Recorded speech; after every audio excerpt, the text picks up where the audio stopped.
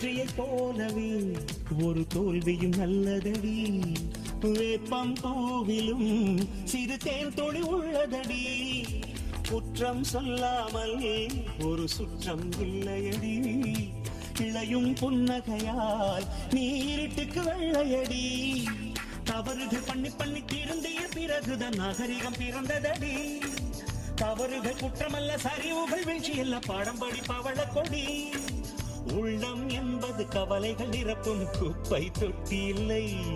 உள்ளம் என்பது பூந்தொட்டி, ஆனால் நாளை துன்பமில்லை. புயல் மையம் கொண்டால் மழை மண்ணில் உண்டு. எந்த தீமை கொள்ளும் சிறு நன்மை உண்டு. ஓ